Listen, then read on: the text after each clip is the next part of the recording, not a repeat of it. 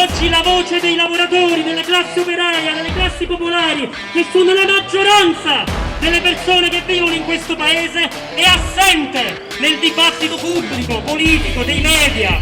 Questa pandemia ha dimostrato clamorosamente che chi produce la ricchezza nel nostro paese non ha mai smesso di andare a lavorare è la classe operaia. Ed oggi è evidente che i padroni in questo paese hanno un piano molto preciso. Questo piano è far pagare questa crisi ai lavoratori e alle classi popolari, è scaricare il costo di questa crisi sulle spalle dei lavoratori, mettere le mani nelle vostre tasche per salvare i profitti delle grandi imprese e dei grandi capitalisti.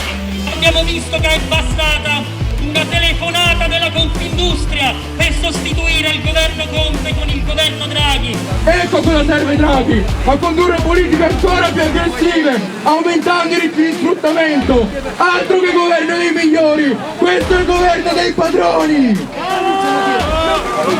Soprattutto noi giovani ce la stanno vendendo come un'opportunità, ma non ci dicono che questo recovery plan saremo noi a ripagarlo. Con il debito, con le riforme dell'istruzione, con il potenziamento dell'alternanza scuola-lavoro.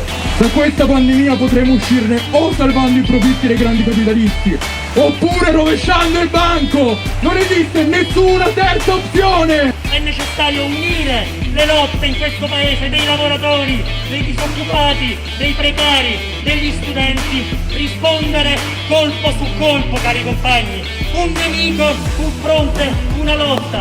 Viva il 1° maggio! Viva la giornata internazionale dei lavoratori!